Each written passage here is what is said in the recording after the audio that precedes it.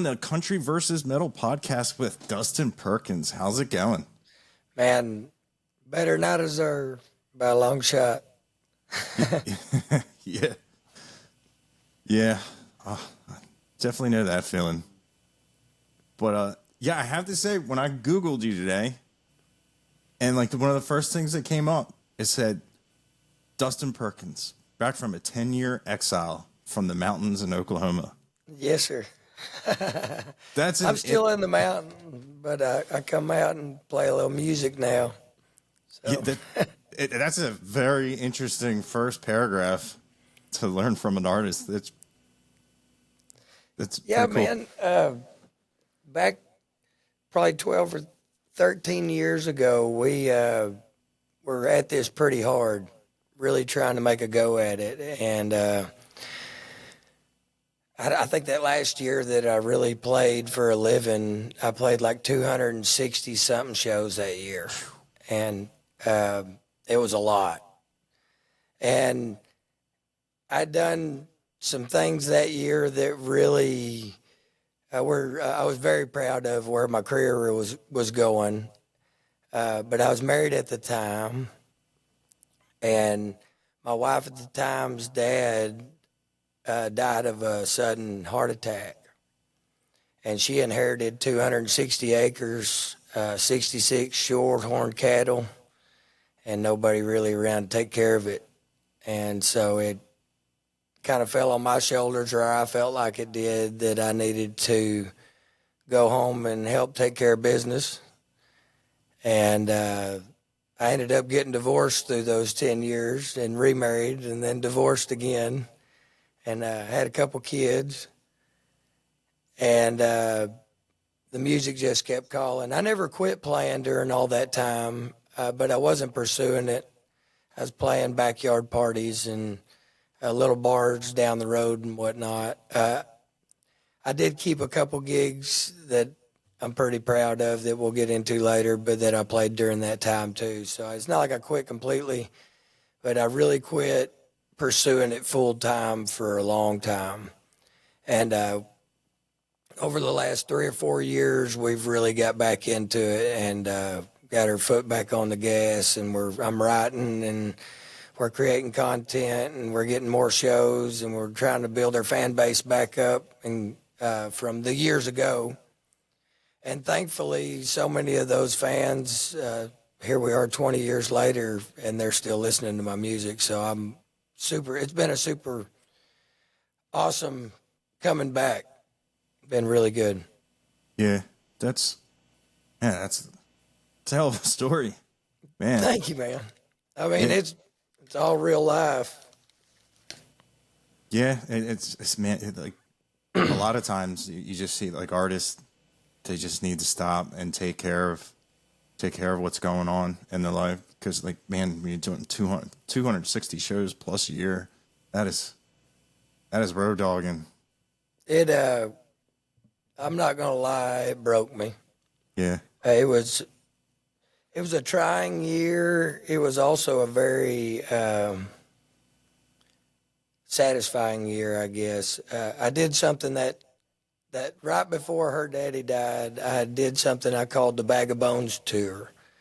And it was just in my mind since the further I got down this rabbit hole of music, the more BS was involved with all of it.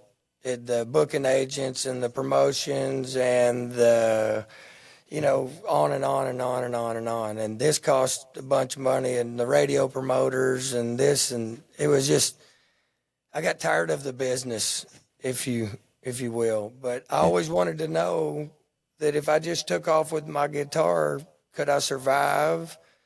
Could I make it to the next town? Could I find a place to play that I could make money? And so I left Dallas, Texas with $100 and a tank full of gas. And 45 days later, I made it home. I made it to Washington State and back. Made it 6,500 miles in 45 days. Playing for tips, talking my way into playing bar rooms, playing sidewalks if I couldn't find a place. and telling my story along the way, and people funded it the whole way. It was one of the most successful things that I did. And to come off that high and then just go to not playing any shows at all was, it was different, but it's something I needed to go to or go through. Yeah. It shaped me as a person. I had some finding myself and finding God to do while I was up there. I felt like I did a little of both. It's just $100 and a tank full of gas. That's like a modern day, like kind of like a bluesman story. Yeah, it's cool. I documented it all, and it's all on YouTube. There's 3 or 4 episodes of where I'd update my social media and show everybody where I was at and how I got there. And we had it set up where you could donate online. And wherever I was at in the United States, I'd sit down and write you a postcard, and it'd be postmarked from like, Montana or Idaho or Washington State. And it was just a really cool thing. And people got behind it because they believed in it. And I got on several radio stations on that tour. My manager at the time would call out ahead of time and send emails to all these radio stations of the story about what I was doing. And it got me on a couple radio stations that still play me to this day, which is wild. Yeah, I love the personal touch with the postcards and whatnot, because, man, all the mail I get anymore is just like bills I paid online. Yeah, so it's junk. Yeah. Like when you get letters and you would see like the stickers or the postcards, something on it. It was, well, back in the day, that was our text messages. Yeah. Well, it's cool because I would write like, "Thank you, Linda, for your $20. It got me some McDonald's and a shower at the TA truck stop today. I really appreciate it, And it, I don't know, that meant a lot to me that she sent the money, and I wanted her to feel as good as she made me feel on the road. So she got a piece of the tour, Yeah. And if they donated a certain amount, I had pre-signed a bunch of albums and shirts and stuff. And they could, if they donated like $100, they got a merch package mailed to them. And I'd still send them a postcard as well, of course, but it was cool. Yeah, I love that. And there's a lot of people like doing stuff like that. Like a lot of people have an opposition with crowdfunding an album. And I'm like, man, some of these people love music so much, but they can't play. And this is how they can be a part of music without playing an instrument. And I'm like, I've had people, they pull you around back. Hey, we don't have a lot. And I'm like, dude, like we don't need it, but they're like, no, we want you to have this, like, and just, I guess pride, but whatnot, but it gives people to be a part of something. And man, you feel good when you help out like the artist that you love. You know what I mean? Like, man, and doing that, like I said, it was about the story of it all. And I don't know, people believed in it because I really was 15, 16 days in, out in Colorado, sitting in Durango on the street corner playing because I couldn't find nowhere to play, and what was cool is documenting it as well, because it was such a formative time in my life as a human, and I really proved something to myself then. I knew since that day, I don't go anywhere without my guitar, because I know I'll never go hungry and I can make it home. And I proved it to myself that I could. Yeah. That's brave. That's bravery right there. That was before the children. Yeah. Yeah. Yeah. But you just have them sitting. we're not making good money. Look sad. But that's wild. It takes, man, like that's brave. It's like the story of like Adam Hood needed to sell one CD so he could make the toll after his show, and that's wild to me that there's just there's It's artists real, out man. there. Yeah, definitely you can't doubt yourself, and like once you get there, you got to kind of do it all over again. Oh yeah, yeah. That was that tour was every night for 45 days. I had to figure out a new situation, a new town, and it was challenging. And a lot of nights I wasn't successful, but some nights where I was really successful. It was awesome. And I had some really good people catch me on my way out through West Texas, some fans that I had out there. And they threw these 2 backyard parties that kind of sent me off and got me started in the right direction anyway. What was the most important thing you learned? Like Man, that just came up.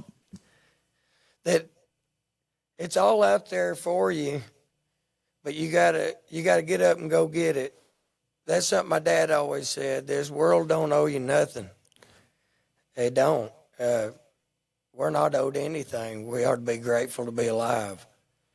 And what we do with our time, whatever it be passionate about it and love it, and it'll pay dividends over and over and over. I've made my way to Washington State and back doing that, and it just anything's possible if you put your mind to it. I didn't know how I was going to do that. I just started telling everybody that's what I was going to do. And so I had to. I backed myself into that corner. And then I was like, oh, shit. I got to get in this van and leave today. And I had my manager drain my account. And we started with $100. I got a picture of that somewhere. And took off from there, man. It was awesome. Yeah, it's an incredible story. Like $100, that still just blows my mind because that's, it's some of my favorite movies about the old like Mississippi Delta guys. Like they had their suit, their guitar, or the harmonica, and they got on the road and made it. Yeah, just doing hobo, a train, car, hitchhike, and that whole lifestyle. You have to be built for it because not a lot of people. I don't know if I could not know where I was going to stay, go play. That has to be wild, especially like were you were like solo the whole way, just had. Oh yeah, just me. Yeah, I think I finally made enough money up around Portland that I was able to fly my wife at the time up there, and she stayed in Portland with me for 2 nights and then flew home. But that was the only person I knew that I came in contact with on that whole trip. I stayed with friends of friends. I stayed with people I met that night at the bar. They were like, hey, man, we got a couch and we'll cook you breakfast.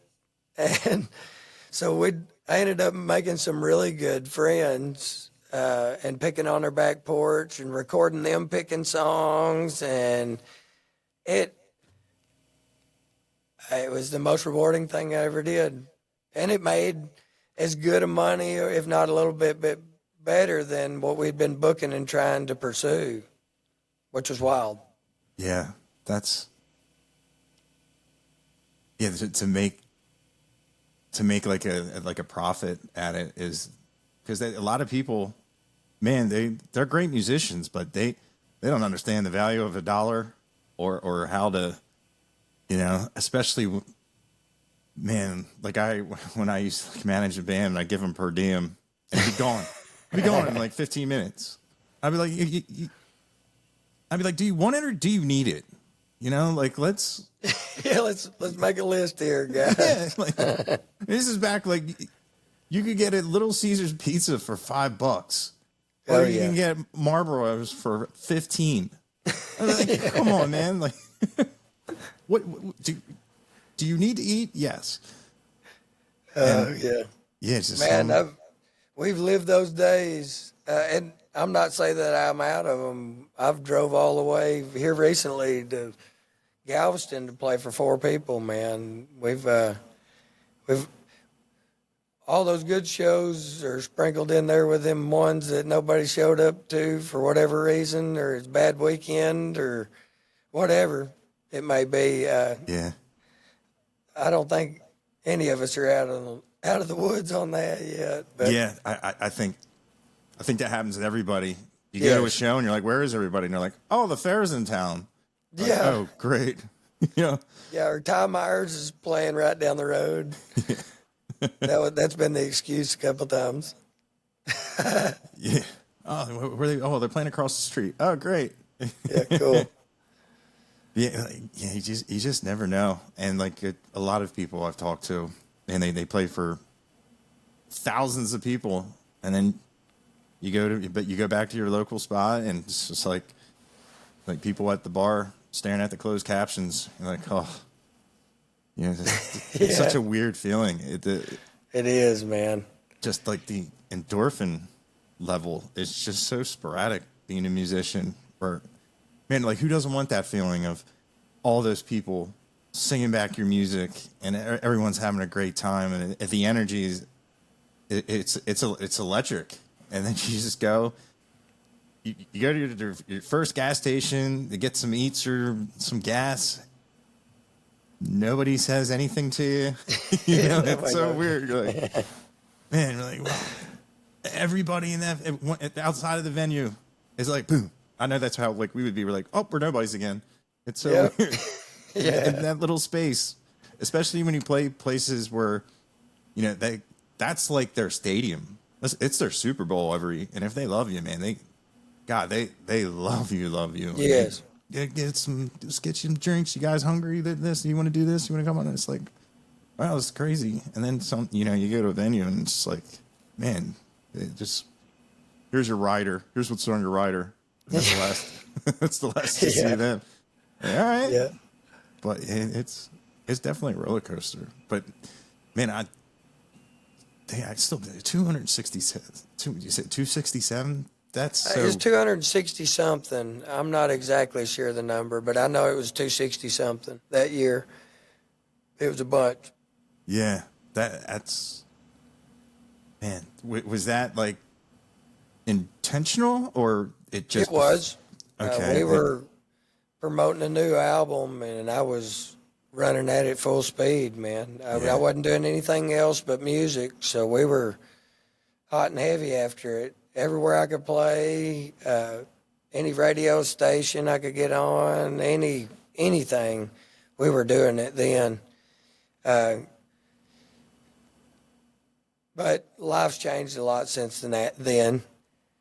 And I feel like we're approaching it with a lot more of, what am I looking for? Mature approach.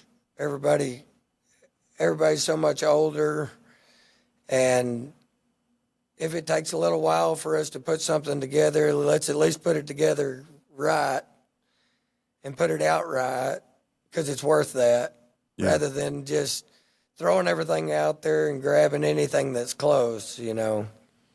Yeah. I feel like we're a little bit more calculated at this point in my life. Yeah. With where we're headed. Yeah, it is so much better to be that way. It just for your mental health, for your physical health, because you're taking time away from your family, and to go drive hours and hours and hours, and you get there and you go to, and it's just like you get no respect. There's nobody there. They don't care you're there, and like what you agreed upon isn't agreed upon. And it just, and that's an angry ride home. Oh man, been there. Yeah, and you may possibly take it out on your band members. Yeah, and it's a toxic environment. You're all mad. You all took out your time. You played for 4 people, and then it's just like just the sound of the road, and man, Like, Yeah. hey, why are you clicking that pen? Stop clicking that pen. You know, like just little things can just, but going to a good venue, you know, having all everything squared away, you know, in the contract that said this, here's this, everything is to a T. Yes. The process is followed. You have a good show. The fans, you know, paid attention. It's so much rewarding than just being super disappointed and just angry because you just you just wanted to play. I'm okay for 4 people if they're listening. Yeah. You know what I mean? I played for a lot of just people sitting in their house, you know what I mean? We all have. But like a couple weeks ago, I had the opportunity to run the road with Zach Wilkerson. Have you had him on? You've had him on here? Yes. Mm-hmm. Yeah. He's awesome, man. Oh, yeah. He totally went to bat for me out there on the road, let me open for him at all these listening rooms down in South Texas, and it was awesome. But you talk about a attentive crowd, everybody sitting there, and you could hear a mouse fart. It's quiet. Yeah, my first experience, I went to the Bird's Nest, and like obviously listening room, I knew to be quiet, so I was being quiet, and I was just kind of like, how are people getting drinks at the bar? And I just remember the first person walked up and was like, hey, can I get a? You know, I was like, oh wow, it's like that. Okay, wow. It was really cool though. Like I really loved like when the artist just sat down, told you what the song's about. Cause yes, I love it. Yeah, a lot of times if I love the music a lot, man, the lyrics are secondary. And yes, I've been doing this for like a couple years, and if I know it's somebody that that's a storyteller, songwriter, I really try to listen. But man, if there's like a really cool guitar going on or like cool sounding drums, I'm always you're pulled. off over it with I'm always pulled away. And I'm glad some artists know that. Like like when Cody Jinks was talking about his song David, he's like, it's got really fun music, but it's a terribly sad song.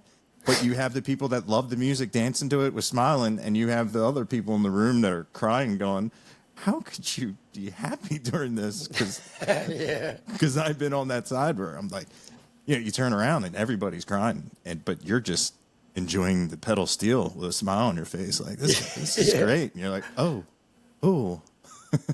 No, I'm definitely a melody first guy anyway. Long before the lyrics, I've got a melody locked in, and I'm already hearing parts. I'm normally wrong on those, but I get proved different. But I'm definitely a melody first guy, or even a guitar melody or whatever. A song's got to catch you with the way it makes you feel with the music long before I hear the lyrics. Yeah, that's definitely. I normally don't hear the lyrics for like a couple listens after, and yes, there's been songs I've listened to for years, and I never knew the lyrics until someone was like, "Hey, you got to learn these lyrics in case like the singer's voice goes out." It's like, but I'll know the melody of the vocals.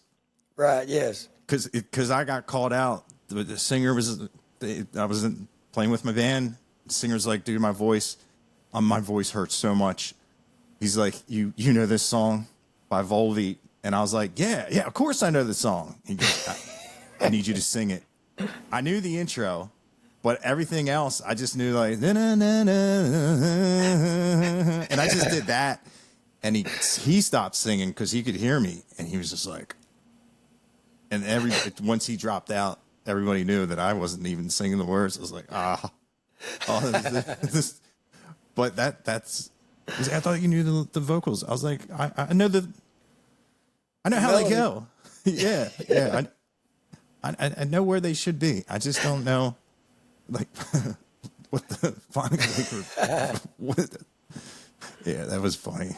But that's just how I hear music. And it's weird because like I didn't have no formal training or whatnot, and I'm not like the kind of person where like I'd be like I know like if I hear an A, a C, or a D, they're very obvious, but yeah. Even God forbid, like one time I had to play bass, and I had never really sat down and listened. Like Simple Man, the bass line is insane. I had no idea because I always heard the dun dun dun dun dun dun dun, and then like you hear this like deep low melody, but once you hear the bass of Simple Man, you never unhear it, and you just it was like listening to it again for the first time. I was like, "What? This has been going on the entire time." There's a lot of songs like that. Like, absolutely, yes. Yeah, when you're watching the bass player playing, you see like he's up the neck, and you're like, "Oh my god, that's the bass holding, bringing that harmony up." And I don't know, music, and like melody, it is cool, and it's cool how like how you can make it like so different all the time when there's only like in Western music like 12 notes. It blows my mind that we're never going to run out of it. Yeah. And my guitar player always says that to me. It's like, it's 12 notes, man. It's really not that complicated. Yeah, right? And then like you even go when you're doing country, what is it, 3 chord or 4 chords in the truth, and you're like, wow, now we're talking fractions. Yeah. But it's just I just love just like the science of it. Yes. And how like even if you don't know theory, you don't know what key you're in, your brain will put the notes there because we're just wired to like a certain sequence, and that just like blows my mind. Those frequencies. Yeah. It is, man. It's wild. It's all, like you said, it's tied into us. It comes naturally. Yeah. And that's why I don't ever see live music going away. No, I agree. Not real live music. Yeah. True musicians. Yeah. Oh, absolutely. Creators. Yeah. And I was going to say, like, your record, like, I love how, man, your genre is... It's all over the place. It is so... I would listen to the one like Devil Slide, and then you listen to another, and I'm like, man, this got a Stevie Ray Vaughan type groove to it on the acoustic, and I'm jamming to that. And then there's like, you got like R&B and soul with the vocals, and I love how it's like, it's got like an old soul, but like a modern day V8 engine. That's awesome, man.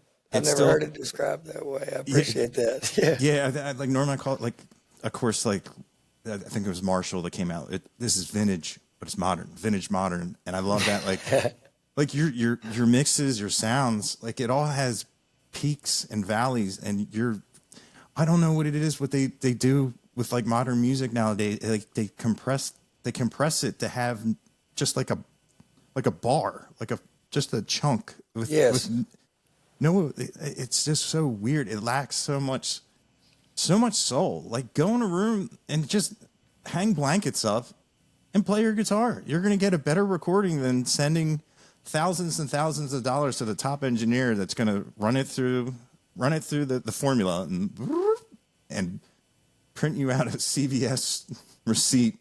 Right. Yeah. Like, oh, here's the total, and you got nothing authentic, but it's ready for radio. Yeah. I'd like to say that we're not in the chasing radio game, but the listeners that we do acquire normally are true listeners and true fans, and they show up, and I'm okay with that. Yeah. That's awesome. Yeah.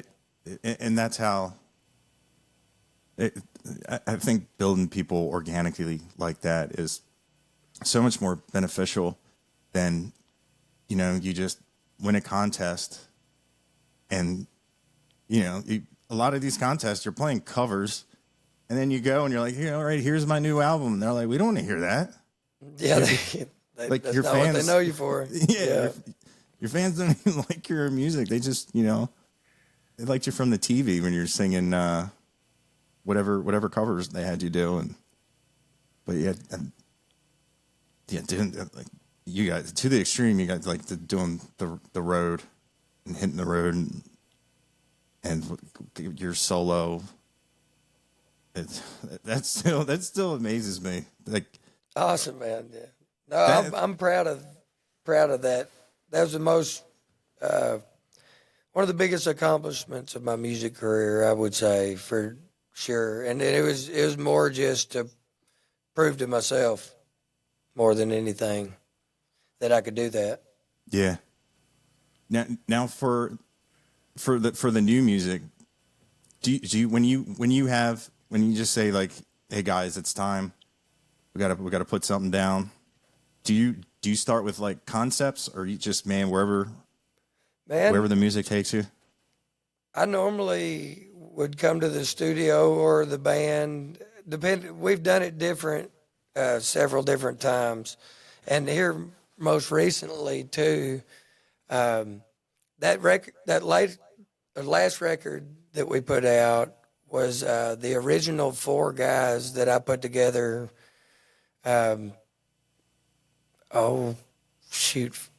15, 16 years ago. And we had been working back at this to the point it got busy enough that the drummer and the guitar player didn't want to be gone that much with their families and the point they're at their life. No hard feelings or anything, just it got too busy for what they wanted to be involved. And so I'm really excited about my new single that's coming out because Gabe, the drummer from Turnpike Troubadours, has actually produced my new single that we're getting ready to release. So that's been a whole different process, but I'm really, really happy with the results of both. And both of them accomplished what we were looking for. With the record, we were trying to capture the sound that those 4 guys made. And I think we did that really well. And then with moving on from now, working with Gabe worked out really good, and I'm really happy with the songs that we got. And I kind of got an outside ear on it for the first time in a while. And so that's been a good deal too. I'm excited about what's to come, but it's definitely different than how we did the record that you're listening to. Yeah, a good producer is just, especially if they're not, respect. They're not afraid to go, hey man, why don't we do it this way? Yes. And you just go, oh, that does work. And it is interesting. Like I never really knew what a producer did. I just like the first time I was in the studio, I just like tested my boundaries of how close I could get to the board. Because I was like, well, what? No, there's too much stuff on here. There's no way you're going to touch all these buttons. And he just was doing his thing. And he just kind of like looked over. And I was like, yeah, this is where they tell me to go back. And he's just like, I was like, cool. And it was amazing how he just like vocalized it. He said, man, instead of going, he was like, try to go, just a little thing. And then you lay it down, and you're like, he heard something you didn't. It's just a different perspective. And nothing against what we did with that record. Mm-hmm. But everybody had their kind of creative control on their parts, and I didn't try to tell them how to play what they were going to play. I believe we're all artists, and if you put a guy in that position to come up with that part, then it ought to be his. Yeah. And that way he can be proud of it. So I try not to get in the way of the production of the songs. I try to get the meat and potatoes put together and then really leave it up to some guys that I trust here at Split Window Studios, that's where we're at today doing all this. He's got all the setup for this. But he does an incredible job for us, putting it all together, helping us shoot content, and facilitating, engineering, whatever we need Chris to do. He's a big part of the team, man, and does so much for me. And I swear if it ever makes a whole bunch of money, he's the first one that gets a big check. But that's the other side of it. I've got a really good team of people that help me with it all. My bass player, Fuzzy, is fairly involved with the booking of the band. I've got another booking agent working with us too now, Houston Hall. And then with Chris and those guys, and between me and all of them put together, on top of that, the countless fans that show up and continue to support us every show that we do. It takes all those parts, but I'm really happy with the team we've got assembled at this point. It makes it a lot better. Yeah. Yeah. Now, like, does it take a long time for you guys to record? Because some of these songs, there's a lot of cool sounds going on. That record we didn't get in a hurry on. Chris was kind and gracious enough to open his studio to us in the evenings on like one Thursday a month. So we would do band practices and work these songs up and really work on the production of them at that point. And he would make a game tape for us, and we got to listen to it all week. And then we'd come back the next week, and the drummer would be like, man, I'm going to do this right here. I've been listening to it all week. I want to do this. And the guitar player would change his parts because we'd been living with it. And so it was that record was a really different way to approach it, but it was really awesome because we got to take our time with it and really pick it apart, and everybody was really happy with their parts, even down to the mixing and the mastering. We went back and forth on who we wanted to use, and I'm really happy with how it turned out, though. It was good to get to be able to take our time with it. Yeah. It was good. Yeah, because it's funny, you know, like reading articles, like growing up and stuff. Well, even now, like when musicians go in, they bang out a record and they end up like hating some of their parts. Oh yeah. And like the popular ones. I mean, granted, when you play it live, you just play the version you want to play, but they say when they hear it, they can't listen to it. I've got a couple on several of my past records. There's parts I'm just like, I just turn them off or move it to the next song, you know, like, I don't want to hear that. Why do we leave that in? Yeah, that was terrible. That's funny. And like a lot of, I like a lot. Now, when you do record, is it more like off the floor, or do you like to keep? I guess what I'm asking, like in the studio, like you can like bounce in, auto punch, and just keep it 100% perfect. Or is that what you like, or you like the? Not necessarily. I mean, it obviously depends on the song and what we're shooting for. Mm-hmm. As you said earlier, I'm all over the place. So if we were looking for a more poppy, polished sound on that song because that's what it's calling for, then I'm all for chasing it down that road. But most of the time, I'm going to lean toward the organic side of things.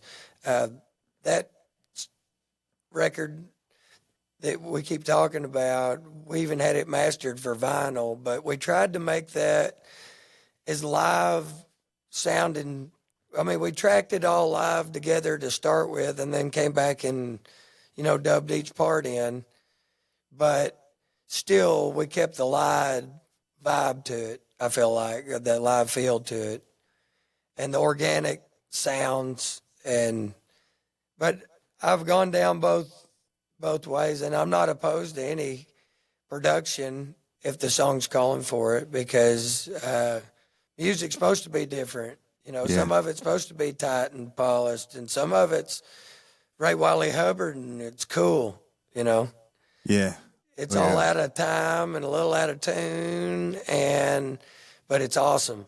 You know, so I think it's all depending on what that song's talking about and trying to bring that to life. You know, whatever's best for the song is what I'm gonna say. Yeah. Yeah. It, definitely 100%.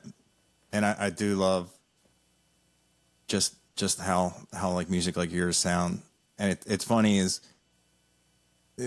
seeing a lot of people complaining like all their favorite bands, they don't sound the same. They don't sound like their first record. So I've seen more and more bigger names go back to like, and you hear like they're recording on tape. Yeah, Because that's what they did on their first record. yeah, And I was like, I don't really think you have to go that extreme. It's just like, just do it off the floor. And that was the best one. And just boom, like the old Tascam 4-track. Just, yeah, all right, I'm going to press the 2 buttons now. And 1, 2, 3, let's do it. Let's do the best we can do. And yeah, because like, I know a lot of people that they'll be like, man, I don't like that. I don't like that. I'm like, dude, like when I love Metallica, like their first album, it's absolutely on a recording. So it's not good. yeah, not at all. He had laryngitis. His voice was all scratchy, but the riffs were there. The music was there. The talent will shine through. No one's going to deny that that's a fantastic record, but it wasn't perfect. He was sick. It sounded, and I'm like, they live with that. They put it out there and they became huge, Over like that, yeah. Yeah. Over something like it, dude. I'm like, always just say like, Overthinking it. yeah, it's exactly overthinking it. I'm like, dude, if you have a good song, the people will choose, not you. It's not your song anymore. Just put it out. It's not yours. If Let the it go, people yeah. like it, if you just hung up blankets and you sang your soul out, you told your truth. You didn't do anything because it'd make you more money, or the using the buzzwords that ching ching ching ching. People are gonna love it, and I like how it seems like now, like the music you're making, and what a lot of people they're just being true, and just making really authentic music, and it's great that, man, there's still people out there that appreciate it, and they. And Yes. everybody I've talked to have been like real people too, and I think that makes like a huge difference as well. Is like that's why I love doing the podcast, because you can be like, hey man, I love Dustin Perkins. I don't know anything about him, and you can watch you talk about your music, be like, oh, he's a cool dude, nice guy. He's in for the music. He took $100 and made a trip all the way out and came back off of his voice and guitar. And and I really like, because there's so much music out there, but if you're just an average consumer of where you just turn that dial, you ain't gonna find the good stuff. No, And it's a shame that it's all the same. It's I don't get it. Like I didn't necessarily love all the 70s bands, but you could, if you didn't like them, you could skip them because you could hear a keyboard tone, even before the singer, or a guitar tone, and be like, oh, I like these guys. Yeah. They had they had their sound. It was yes. It was so, and then like that's why I kind of like got away from. I love like the new metal when it came out, and then it all kind of started sounding the same.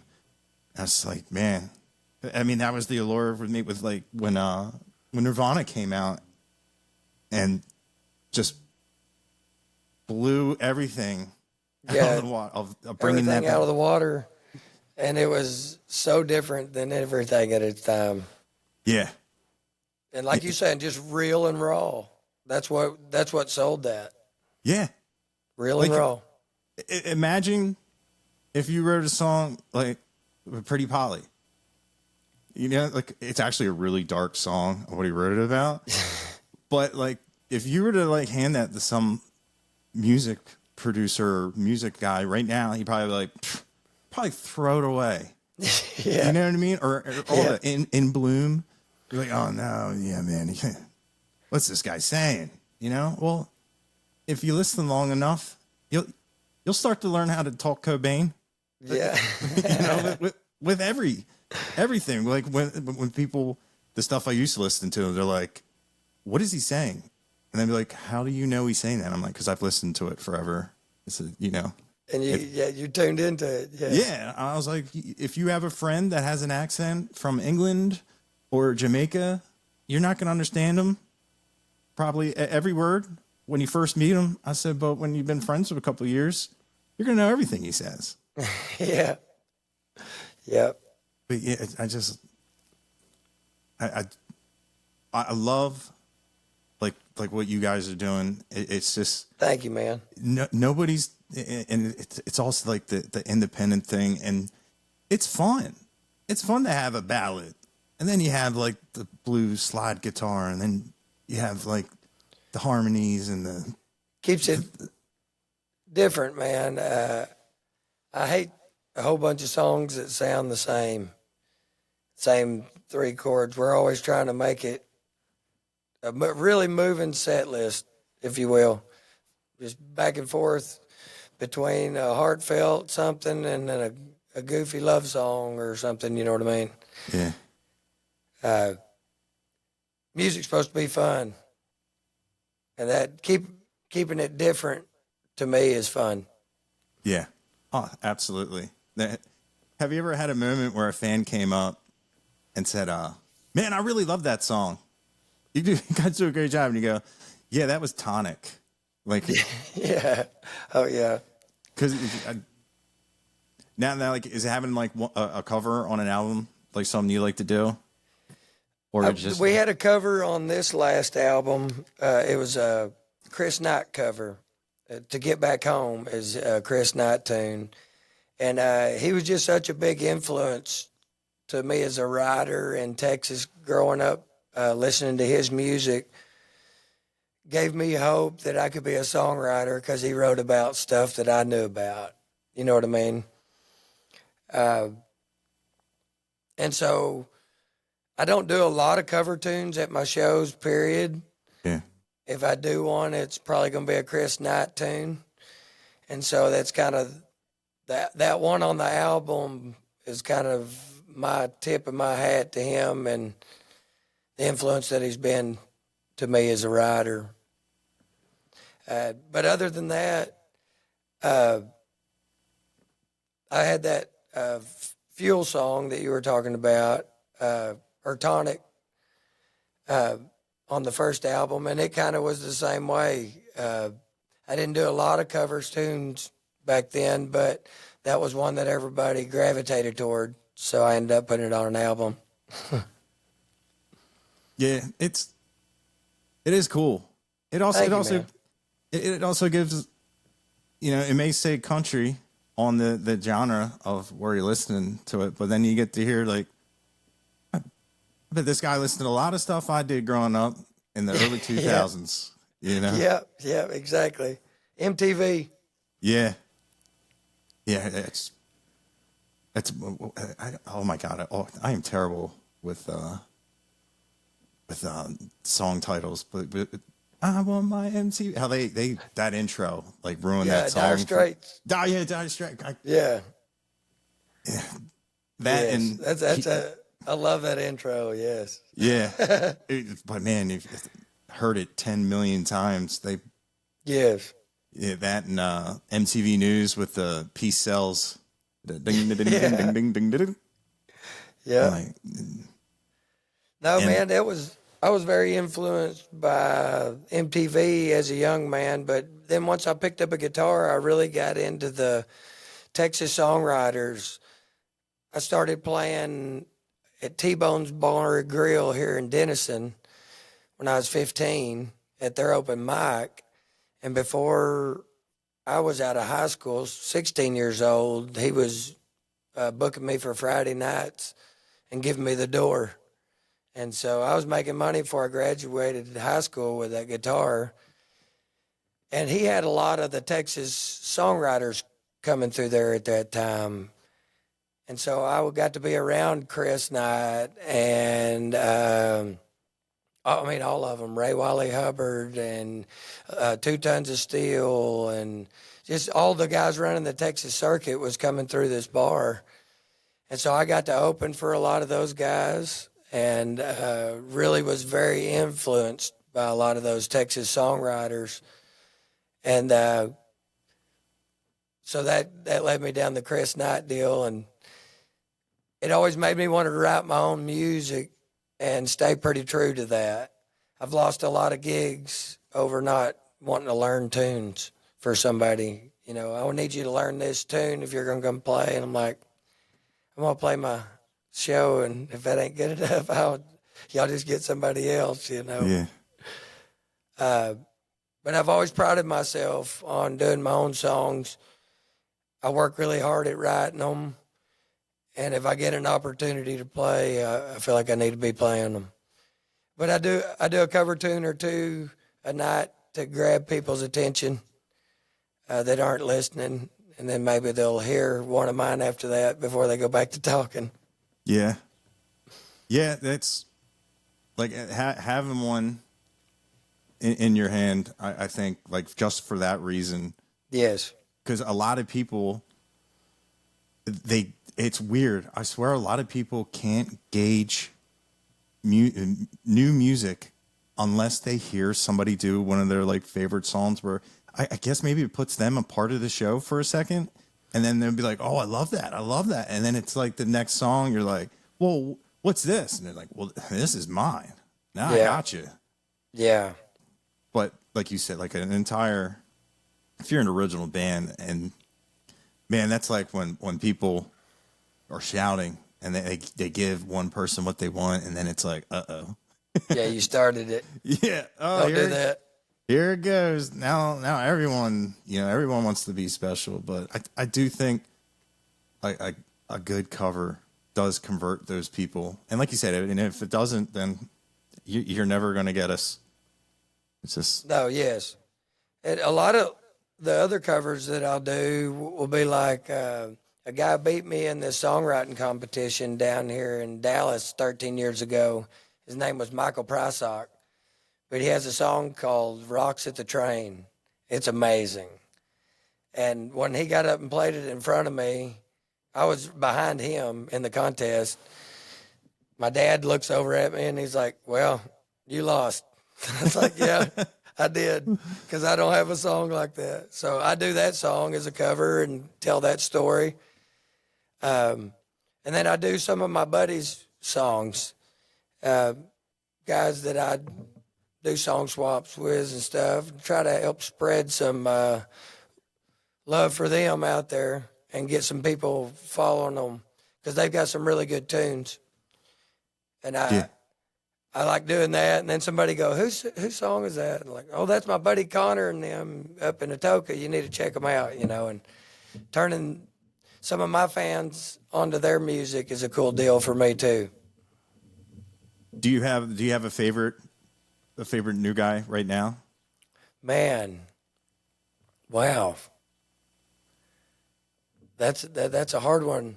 Yeah, there's a guy up here that I'm a huge fan of. His name's Tanner Legg. He's got a band called Tanner Legg and the Heaters. They're awesome. He's a great writer, better than he wants to give himself credit for. But they're rocking, and they're awesome. They're worth going to see. Nice. I'll have to check them out. Yes. Now and Zach Wilkerson, too. If you don't know him, man, he's amazing. I'd throw him out there as well in that. Yeah. Dude, if I was on tour with him, he'd probably never want me to be on tour, because he could design, build amps, guitars, pedals. I would have been like, hey, Zach, I tried this. Yeah. Oh, you broke it? You better fix it. Yeah, like I was talking to one guy. He goes, yeah, I got this guitar. It's made by it's made of a piece of a barn. And I was like, oh, that sounds interesting. He goes, yeah, Zach Wilkerson built it and sold it to me. I bet he regrets that. And I'm like, I'm like, Wow. man, yeah, yeah. I had him on the podcast. All we do, like, we of course we talked about his Mud and Sunshine, and maybe just talked gear. I was like, I could talk to you and for days. Yeah. Because Yeah, he's a gear nut. yeah. And down to the nuts and bolts, which just blows my mind because I'm like, I'm the world's worst solderer. I don't understand. I don't get into all that. I work with wood. Yeah. Yeah. I had to change the strings, and that's probably where I should stop. I've done some other things. I'm with you on that one. Yeah. And it's funny, like, I swear, I get hustled when people are like, hey, can you tune my guitar? I really like how you do it. I'm like, or string my guitar, because it's like one of the least favorite things. I don't know what it is. Yeah. It don't take long. It's always stab myself. I'm always bleeding, and then I'm always it hurts. And you drop the string on the floor, and it takes 30 minutes to pick up the top E. Oh yeah. It's one of those monotonous tasks. Yeah. Yeah. One of the coolest things I've ever seen was this guy. He was playing, and he broke a string, and he handed, I guess it was his girlfriend. He handed the guitar to his girlfriend. She walked over to the bar, put it on the bar, changed the string, tuned it, and gave it back to him. All before the song ended. Oh, man. I was like, dude, I was like, I don't. That's bar trick there. Yeah. I'm like, yeah, you guys are going to have to play a lot better, because that was the coolest thing that happened. Because, yeah, I was like, but then again, like, if that's awesome. To have like a guitar tech would be, oh man, amazing. Yeah, you just open up your stuff. It's all labeled. It's all tuned. Yeah. I'm not there at all. Yeah, I guess that's why so many of these guys can, like Willie Nelson, just tour forever. All that little stuff that would drive me insane. He doesn't have to worry about. Go smoke another doobie and take it easy, man. Yeah. Oh, always in tune. Always brand new strings. I have a driver. I have, my rider is for everything I need every day. I could see that being a little stress free, and you still get to travel. And yeah. Oh yeah, it'd be. I get, that sounds like retirement to me. Yeah. Crawl out of the bus, go do sound check, go get something to eat, go play a show, go fishing the next morning, get back on the bus, go to the next town. I could do that. Yeah. That's retirement. Oh yeah, that's that. Yeah, because I always like call them crazy for doing it that long. Now that you put it like that, like what? Doesn't sound bad. Yeah, you're just moving the senior assistance living. It's just moving with you, because you have the same kind of aids. Like, oh, we'll get that for you, and just I just got to know what time it is and just be on time, sing my songs, and yep, on to the next. I could do that. Yeah, wouldn't that be nice? Have a whole team, man. It would. And they're all wearing Dustin Perkins with staff on the back. Yeah, I couldn't imagine. I mean, it'd be a dream. It'd be awesome. Yeah. Oh. It'd be a big family if they were around us, man. It's that's one thing. I love everybody that's part of this team, man. I look at it like a family. We spend a lot of time together, and we get on each other's nerves a lot, and but we love each other, and that makes it all worth it. When you're out there on the road, it keeps it from being miserable. When you poke at each other, when we know the other one's getting aggravated or whatever, and so be like, hey, get over yourself. Let's go. Yeah. That 100%. That's just what makes it right there. Making it a family deal, man, and this band's my family, and everybody involved in it is. I look at it that way. Yeah. When everybody, feels like it's not a job, that's what you want. That's yes. You don't have to stop pull the machine over and look for the missing part or the part that's going wrong. You know, it's just when you get to that sense of being family and like you can come feeling comfortable, you can bring problems to an attention before they just spew over. Yes, you know, because you can be out on the road and you can have an issue, and if there's an issue at home, oh yeah, it's even worse, way worse. Yeah, and you just you feel scared to say, "Hey, man, next stop, I gotta take a plane ride or take something and go fix some stuff at home." But if you're worried that you're gonna lose your spot, and man, it's that stuff like that can really poison an organization where it feels like like a militant regime, and it's nice to know that. Yeah, because like you said, music should be fun. We all have a job to do, but if we're doing the job, we're putting out great shows. We're getting there on time. We're professional, man. Let's do it. Let's go. Let's have fun, and Yeah, and having somebody there to hold you accountable is a good thing for me. I know personally. Chris, that owns Split Window here, he and I talk almost daily in the morning, and we kind of tell each other what we got going on. And I'm not saying that we necessarily hold each other accountable, but we're checking on each other. Like, how'd your day go? Did you get all that stuff done you were talking about you had to do? You know what I mean? And having guys that we communicate every day like that. Fuzzy's the same way. My bass player, I'm on the phone with him every day. And we're talking about what's next, or what I need to be shooting a video for, or what we need to be gathering money for, or whatever's next, But having those guys to work with you at something and also hold you accountable to your side of it really helps the whole machine and the whole family operate correctly. It's been a really good thing this time around for me. Yeah, a lot. Yeah, a lot. I mean, like you said, you shoot for value over just. It's cool to tell everybody, I mean, we did 50 shows, but 50 shows out of like all of them, maybe 10 were worthy. You know what I mean? Like, yeah. It's just more proficient, and it saves your mental health, and it's just a better way. A better way of doing things, especially because you've been doing it since like 2009, and I graduated in 2005, and I was getting paid to play 2004. So yeah, you've got your teeth, yeah, man, numerous times over, many nights. Now, is there any festivals you're doing?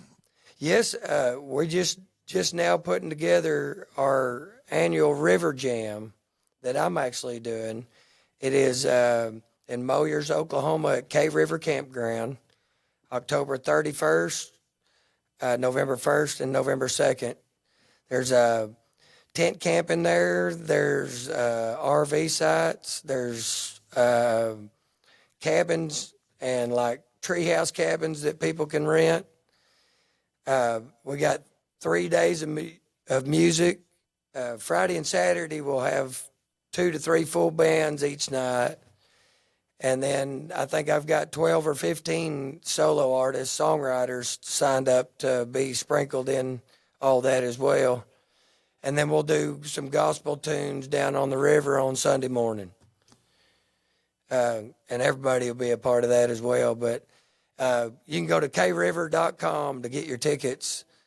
Maybe not right now, but pretty quick in the next week or so. But it's a bunch of local North Texas, Southeast Oklahoma artists. We also are dragging Jeff Canada up here from South Texas. The country diss track deal you did the other day was great. Yeah, man, he ruffled some feathers. Yeah, he's hilarious. He was asking, like we were talking. He's like, "What's the easiest way to go like viral? Like what's going to get the most views? And I was like, dude, I was like, I'll ask you who the king of country is. He goes, oh, that's going to be great. And I was like, I don't know if you saw that. I was like, Jeff Canada, who's the king of country? He just came out. He said, I'll tell you who's not, George Strait. And he just went on, and I was like, yeah. And then like I put it out there. I'm like, dude, are you sure you're okay? Like, because the comments were getting a little weird. Yeah. And he's like, dude, bring them on. And I dropped it like twice, and it each got over like 500,000, and I think the one is close to 1 million. It definitely got over 1 million views collected, and then he was like, let me tell you what, this guy's talented. Show slept through it. He's hilarious. Like what you see, what you get with that guy. And oh yes, very much so. I love it. He's definitely all over the place, but yeah. He's definitely a good guy to have because he's there to give you a good time, but he himself, like, really feel like if you get too many backs turned to you, I really feel like he'd be like, okay, I guess we're not vibing right now. Yeah. But yeah, he's man. funny. I appreciate his realness and just this is the way it freaking is, you know. That's Jeff Canada. Yeah. Like it or not. Yeah, dude, it's funny is like I don't really write with people. I have like little ideas, and my one buddy, he'll call me every once in a while. His first co-write went platinum. So wow, like, that's like what he does now. And wow, he'll call me up and be like, that'd be nice. Yeah, and I was like, man, like they were doing it like I had an opportunity to be in like a music video, and I was like, man, I can't go to Nashville for it, blah blah blah. And then they sat on that couch, they wrote that song, put it out, and it went viral, and it got a lot of play. And man, he is, because I asked him, I said he quit his job. I said, what do you do now? He goes, I spend money. He said, like he bought it. He's got a drum kit just for my house, it seems. And he's just like, dude, like every quarter, it just the checks is coming in. I'm like, dude, you know, good for you. But I was like, man, like, could you imagine, like, just mailbox money? Yeah, I don't got none of that. Yeah. I mine will be 24 for the year of stuff I've been on. But I wanted to text Jeff the other night about a song idea I had. Because the one I texted him, and he was like, give me an idea for a song. I think I told him, I said, healed enough to hurt you. And he's like, I love that idea. And I'm like, yeah, you just run with it. You know, like, just ideas like that. And then, like, yes, it's just like I was watching a movie, and the lady was describing like her late husband. And I was like, man, imagine describing not what they said or how they sung or any, like the sounds they made, like non-vocal sounds, like the way someone walks, something that you would never even think of. Yes. Or, you know, like, or like until they're gone. Yeah. And then you miss that smell or that stuff noise like of them opening the back door. Yeah. Stuff like that. I was actually going to text him. And because it really, man, he lost his dog, and he made that video. Dude, that broke my heart watching that. And what started was, man. I could hear, I felt so I could hear my dog run, and I could hear his collar, you know, his little tag. And I'm like, oh my God. I said, what he probably would give just to hear that, you know? Oh, no kidding, man. And I was like, I can't text him that. It's way too soon, but I'll have to text him. Just man, we've all lost a good dog, and there ain't nothing worse than that. Yeah, that's worse than losing a friend. Yeah, it is. It's tough. Yeah, especially one you're that close to. Yeah, nobody. Like, could you imagine if like a human being, like when you walk through the door, was like every time? Like, yeah, even if it's 10 minutes. Like, I love you too. I love you. Oh man, it's so good to see you. Sit down. Come on. How was your day? Come on. Come on. You got any of them treats in your pocket? Yeah. Or like you walk in and you forget you were still in the fight. You're like, oh, the scornful face. What did I do? You're not getting that from a dog, you know. No. You forgot to take out the trash. You know? Oh, I'm sorry. Oh, I'm sorry, buddy. Are you gonna love me again, or I'll just walk out this room and come back in? We're back. Yeah. But yeah, man. Yeah, they definitely. Oh man, I've had some good dogs over the years. Yeah, Hard to beat a good dog. Yeah, it's funny. I've only had like like house dogs, and I went down the rabbit hole of watching dogs do what they're bred to do, especially on like farm dogs. Oh yeah, it's awesome. It's amazing. Like when they jump on the back because they don't get trampled in the chute, and they're rounding up, and they like, especially even like when shepherds are involved, and all the commands they know, and it's amazing. Like, and then you see the rat terriers, and you're like, oh, these things are savages. They're just oh yeah. like, I grew up hog hunting with dogs with a guy from Savoy, Texas. He had a business called AffordableHogHunts.com, and people paid from all over the United States. I'm trying to remember, it would have been late 90s, early 2000s. So the internet was AOL Messenger and stuff, you know what I mean? But they had AffordableHogHunts.com, and sold all these hunts online, and he would take us high school boys as meat toters, basically. We'd kill a hog 5 miles from the pickup. Well, these places up here are all fenced off over 80 acres. So we got to cross a bunch of fences, so you couldn't ride a four-wheeler or truck or anything to them. So he took us high school boys, and he'd cut them pigs up into quarters, hang them off our shoulders, and we'd tote the meat back to the truck. So, but I grew up hunting behind his dogs, and it was amazing to watch. Those dogs were bred to hunt those hogs and fight with them. And their noses amazed me, what they could smell and how they could find a pig in the middle of nowhere just like that. And then give us an opportunity to harvest them and take meat home almost every time.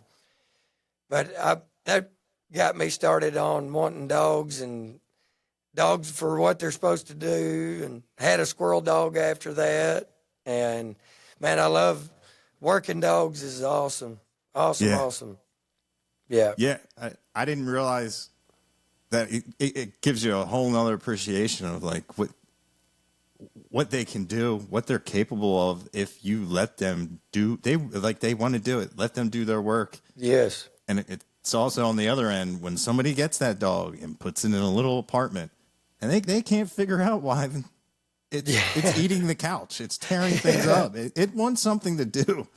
You know, yeah, it's got pretty blue eyes, but this thing has been bred for a reason, and it's instinctual, you know? Yes. If I can't round up livestock, I'm a those dogs that we hog hunted behind loved it. They lived for it, man. They when you turned them out of the truck, they were looking for a hog and a fight. That's what they wanted. They was a group of brothers, and they was going in there to beat up on some hogs, you know.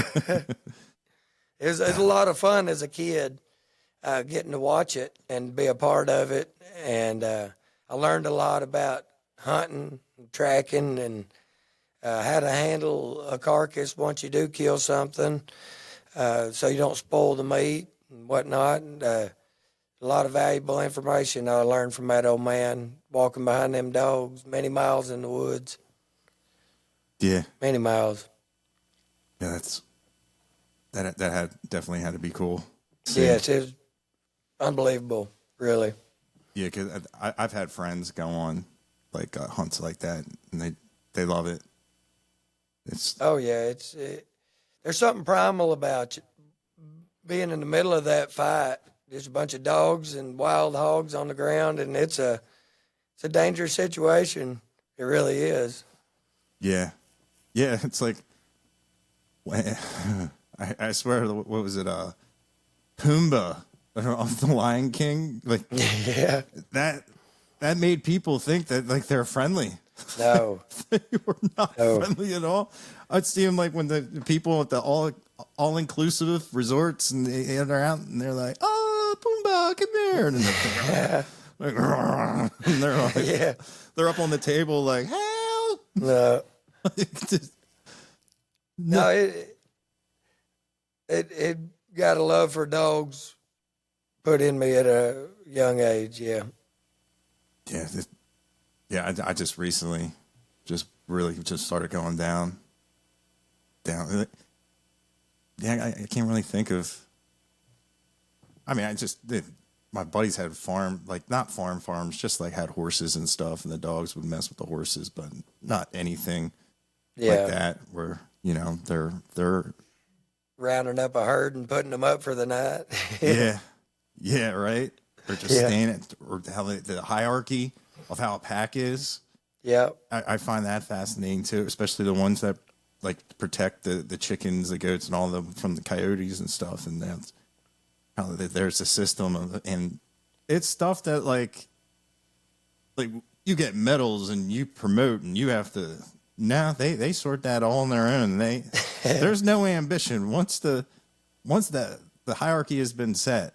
There might be a couple shots but that's like when they're getting older. Yeah. But yeah, once that's settled, it's weird how like there's no, some human they would try to like devise a way to get that guy out or whatnot. Now they're a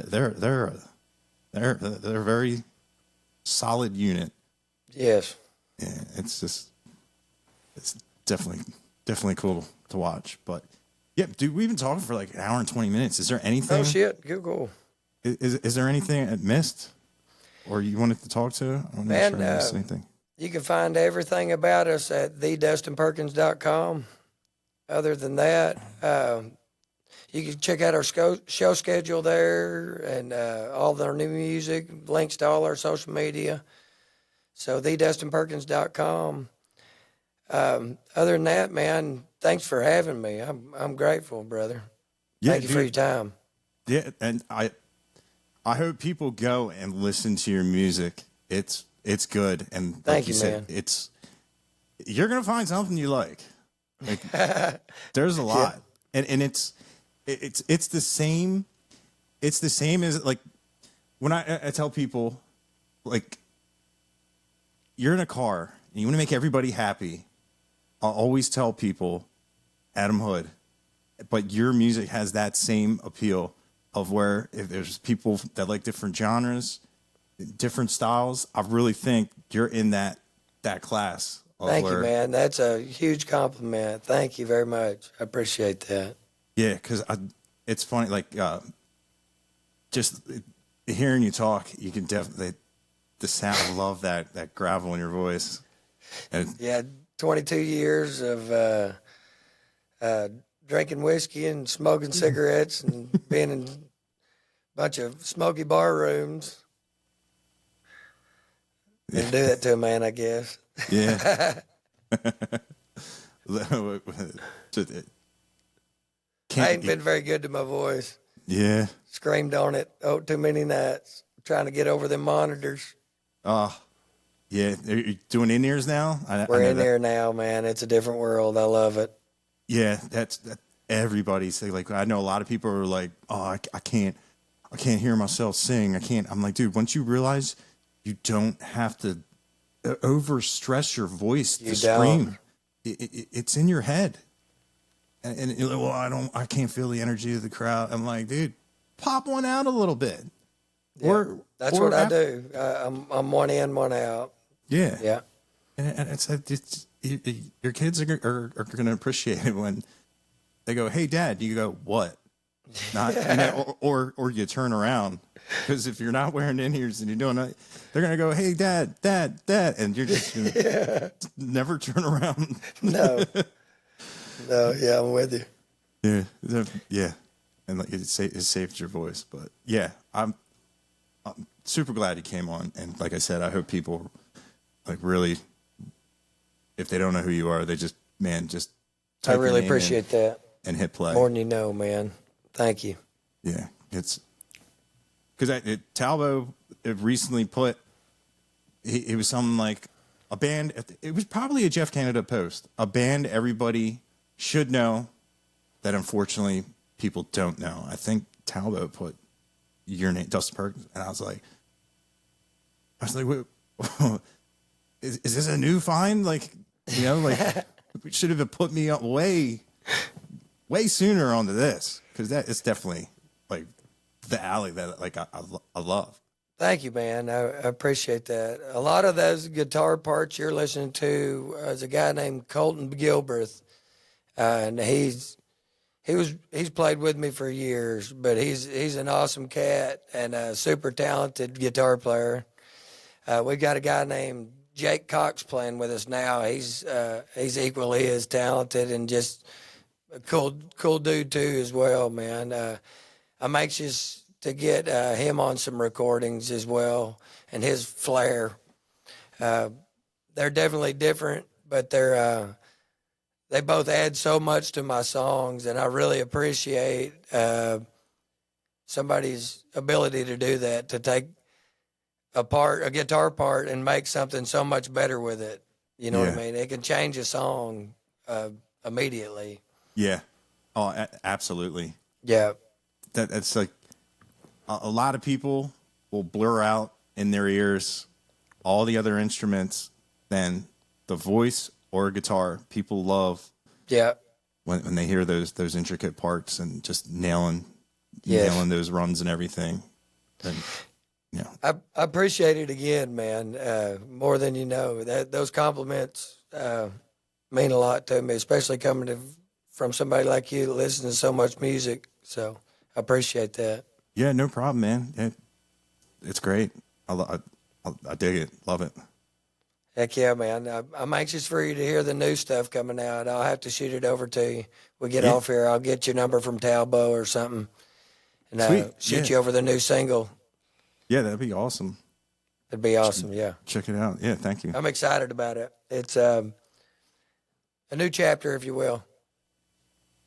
Yeah. And yeah, hopefully the biggest chapter. Yes, hopefully so. Get you the bus and the tractor trailers and yes. I'm looking forward to that. Like you're saying, everything's labeled and you just lay on the bus and do what you need to do until your 5 o'clock sound check. Yeah. Wow. Wouldn't that be great? Man, I feel blessed to get to do this for a living, man. Thank you, Lord, for all your mercy, because I don't deserve a bit of it. And I live a pretty blessed life getting to play music and make money doing it. That's hard to beat to me. Yeah. Yeah, if you love music, man, that's such a great way to be. Yes, it's as long as it keeps paying for itself. I tell everybody it's the only bad habit I got that pays for itself. So my music. I like that. I love that. I've never heard it put that way. That's a great way to put that. Yeah. Good stuff, man. Yeah, thank you for hopping on. Thank you, Patrick, man. I appreciate you. But yeah, I'll try to get this out on like Wednesday. Cool. That'd be great. Yeah. I'll post it and shoot it all over our stuff too, man. I'm excited about it.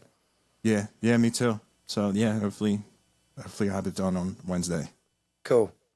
Holler if there's anything I can do. And if you can get down here October 31st, November 1st, for that River Jam we're putting on, I'd make sure you had a spot. Just holler at me.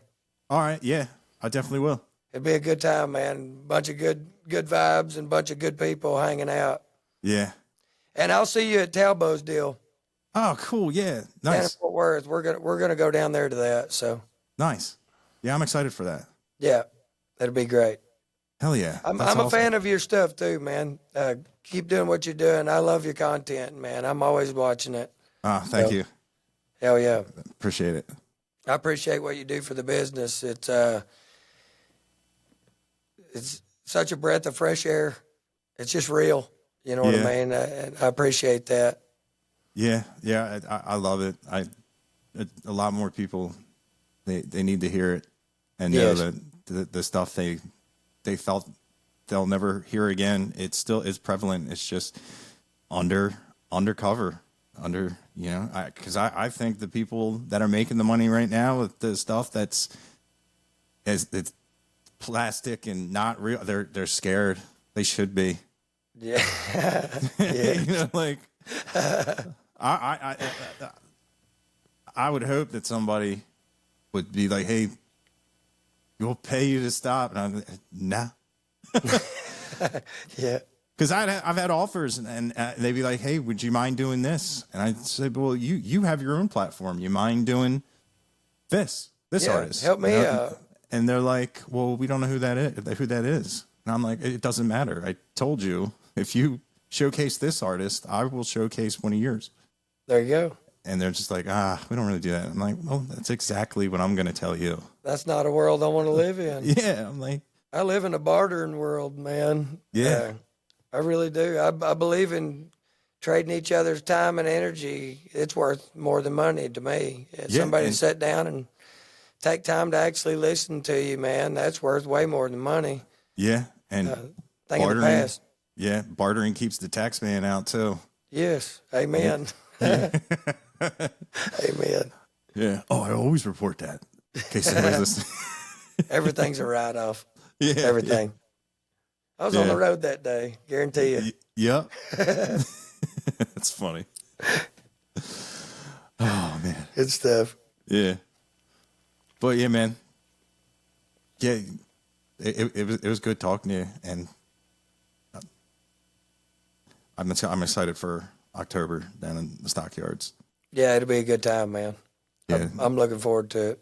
Yeah, there's going to be a lot of people there. Talbot was saying so.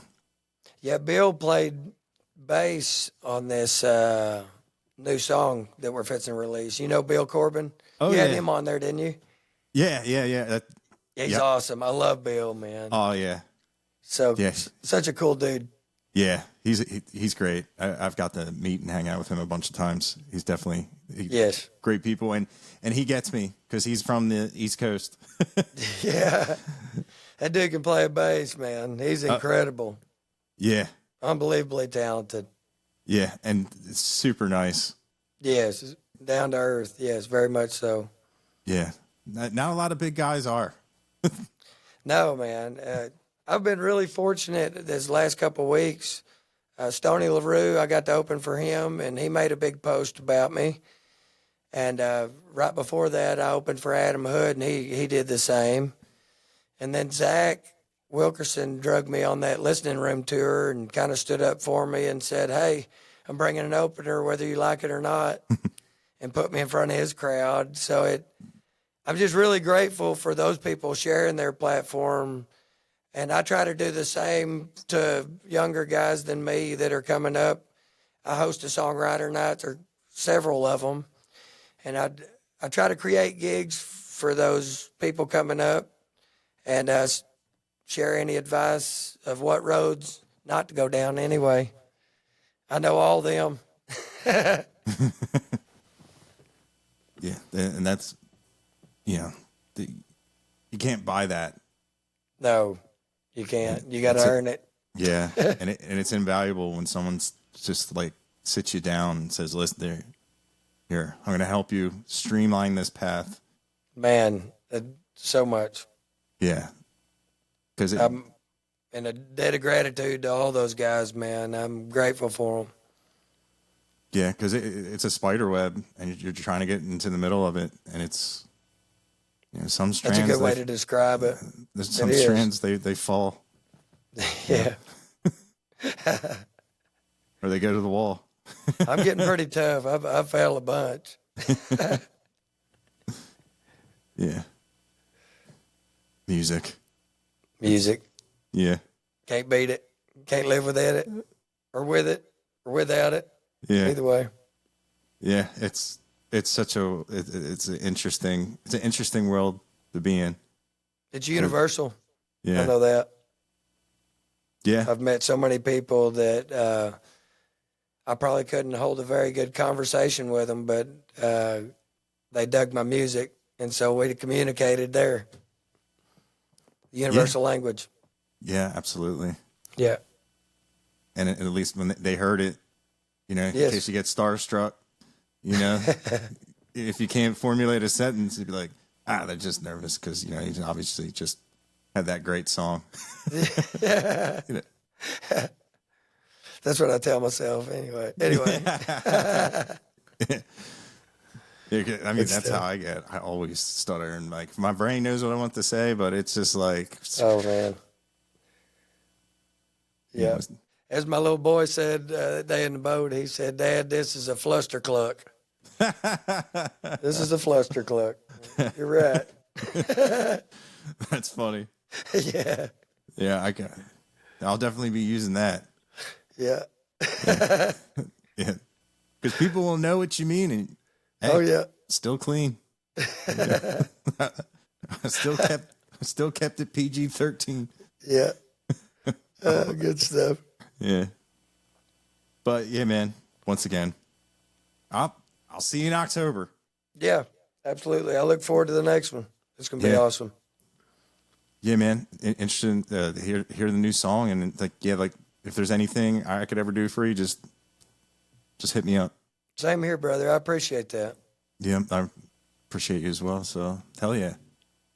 It works, man. Yeah. So, all right. I'll end it right here.